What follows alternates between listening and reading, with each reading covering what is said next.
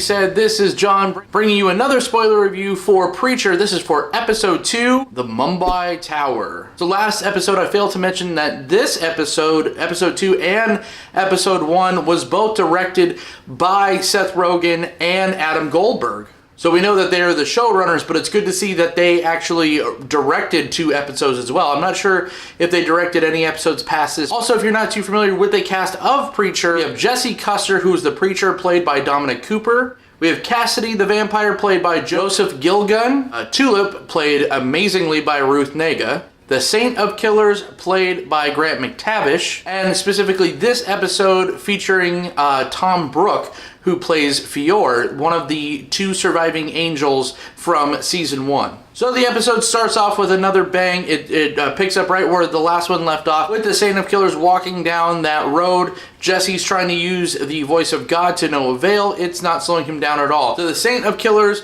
puts Jesse in his sights, pulls the trigger. It just so happens like a parts kind of truck. It looked like an ice cream truck, but I believe it was like an automotive truck. Kind of drove into the way, you know, took the bullet, and then kind of spun around and hits the Saint of Killers up against a telephone pole. Of course, you know, he kind of shrugs it off, much to Jesse's dismay. But luckily, it's the gun aficionados convention in town in the small hotel. What a coinky-dink. And Jesse just says, hey, kind of take care of this. We even have a grenade launcher toting young female out there, and they're all just kind of unloading the entire NRA on the cowboy. Again, to no avail. He kind of shrugs it off and takes everyone out, you know, gunslinger style, double barreling his way to victory. So in the midst of all this chaos and running away from this man, we see Tulip on the bed. She's watching the news, which kind of pulls in Jesse as well, and they find out the news that Anvil has been completely destroyed. So once they kind of regain their senses and kind of jump in the car to escape, Cassidy tells Jesse about the amazing Ganesh, which just so happens to be Fior, which is one of the angels that put this contract on Jesse with the cowboy. He's a familiar face. He knows about Genesis and everything.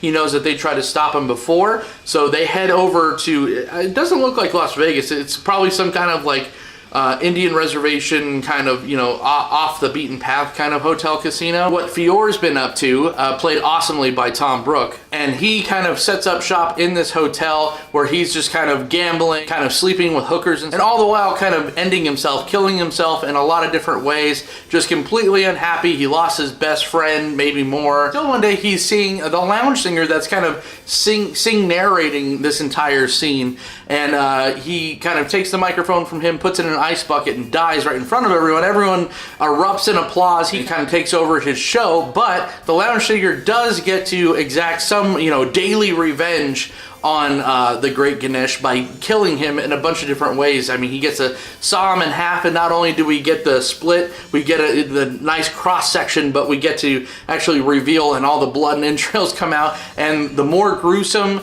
the death, the more the audience erupts. And it's so funny because no one even questions this. Everyone just kind of takes the bodies and kind of disposes of them. He's even built up this kind of following, and we get this like horribly touching scene. I mean, this is such a Preacher scene. We get this poor kid coming in. It looks like he, you know, suffering from cancer, asking, you know, Fior what is his secret, and of course Fior's like, I can't tell you. I'm not going to give you my secret, which is such a bastard scene. But, I mean, this is just standard Preacher. So the trio arrive, and Jesse confronts the great Ganesh, Fior, about, you know, what's going on, and calling off this crazy hit that he has on his head from the Saint of Killers. Well, it looks like we're breaking through, but then, you know, Fior just doesn't give a shit.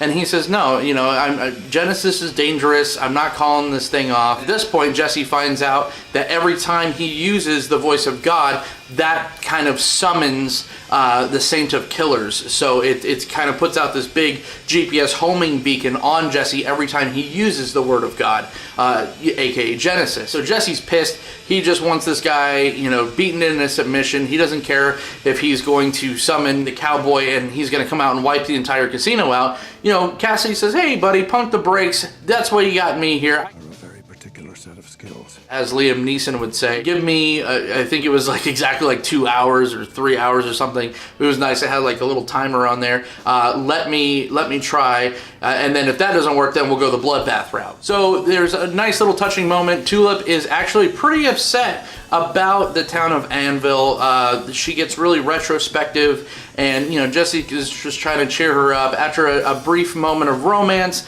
Jesse kind of loses himself in it and proposes to Tulip, which she doesn't at first kind of take too lightly to. She kind of is pretty upset about it. They both kind of agreed that marriage is kind of stupid, and they both come from kind of broken houses and dysfunctional backgrounds as far as marriage goes.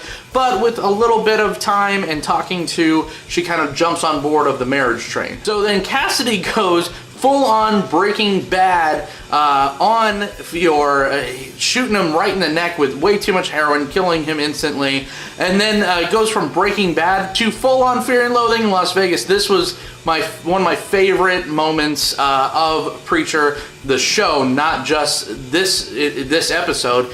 This was awesome. They're building pillow forts. They're having pillow fights. They're ordering room service ice cream. They're having a grand old time. And all Fior really wanted was just someone to talk to. Since his best friend got killed by the Saint of Killers down in hell, he has been extremely lonely, just trying to kind of kill himself over and over again. So he's completely empty. So he just wanted a little bit of attention, which he got from Cassidy and some high-powered drugs. So just when we're finalizing the marriage preparations, mysterious, large, bald man kind of is scoping out the scene, and Tulip kind of sees him off in the distance. Well, she instantly freaks out. She tells Jesse she has to go change her shirt real quick. She runs up, tries to track this guy down, goes back to the room. The guy actually tracks her down, and this gentleman is named Gary. Gary seems to be some kind of, hired thug for whoever Tulip is running away from, whatever mob boss she pissed off back in New Orleans. He just is he cornered her and wants her to call and contact him and probably take her back or kill her or whatever. So she kind of picks up on this. She refuses. They get into a scuffle. She winds up beating him to death with like if you ever been to a restaurant and there's a long wait, they give you like a buzzer and they buzz you in when your table's up. Well, they do this for the marriage. It's kind of like a drive-through wedding.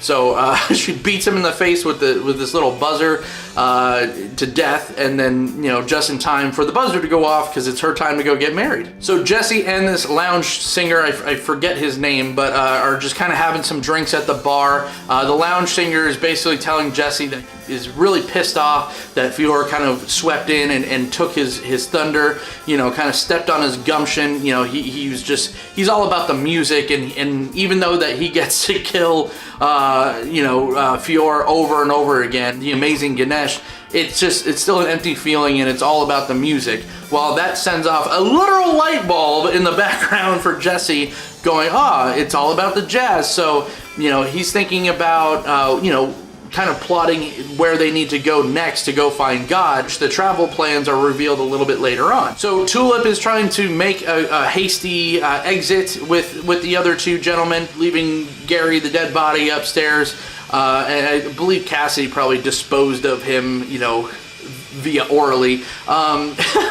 So Tulip comes down, she calls off the wedding while Jesse and Fior are kind of having a back and forth. So it looks like the drug super trip kind of, and just the little special attention kind of broke through to Fior. So he was all ready to kind of jump on board with helping Jesse keep Genesis, sans the Saint of Killers, kind of call off that contract so he could go find God. Well, they're kind of talking back and forth while waiting for Tulip to show up to the altar, and Jesse just kind of screwed up. He kind of was just like, yeah, I'm gonna use this, and of course there's a purpose for Genesis, and it's meant for me, showing a little bit too much pride for Fior. So as I mentioned earlier, the travel plans for the next destination in the search for God are revealed. They want to go to New Orleans because that is the birthplace of jazz. So if someone's going around looking for jazz, what better place to go, right? So everyone's saying their goodbyes to Fior, the amazing Ganesh. Jesse purposely